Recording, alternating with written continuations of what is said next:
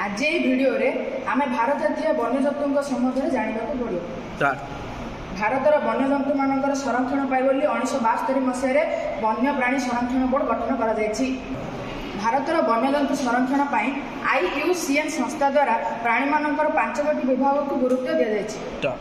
सेगुड़िक यथाक्रमे विलुप्त जाति, विपदग्रस्त जाति, विपद प्रवण जाति, दुर्लभ जाति एवं कम जनाथिबा अजଣା जाति।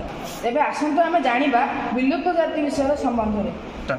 प्राय 50 वर्ष ऊर्ध्व समय धरी कौन से जाति दृश्यमान न हेले ताको विलुप्त जाति कहा जाए।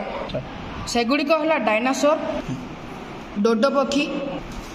एबे आसंतु आमे जानिबा विपदग्रस्त जाति बोले कौन बुझिबा। विभिन्न प्रतिकूल कारण जोगु जो जातिर जीव माने अल्प समय मध्य विलुप्त हो जाए संभावना रही ताकू विपदग्रस्त जाति कहुए, यथा सिंहलांज विशिष्ट हनुमागढ़। तेबे आसंतु आमे जानिबा विपद प्रवण जाति कहले कौन बुझे। केतेक जातिर प्राणी वर्तमान उद्वेगजनक अवस्था नाहांती तथापि क्रमागत ह्रास पाइबा लगी ताकू विपद प्रवण जाति कहुए, यथा एक सिंह विशिष्ट गंडा। तेबे आसंतु आमे जानिबा दुर्लभ जाति विषय कौन।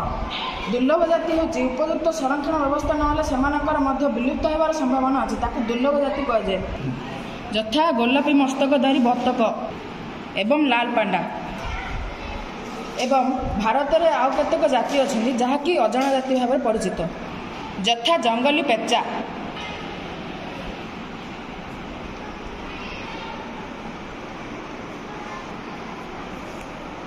भारतर वन्यजंतु मानक संरक्षित व सुरक्षा देवाई बोली भारत सरकार 103 गोटी जातीय उद्यान एवं 535 अभयारण्य रही।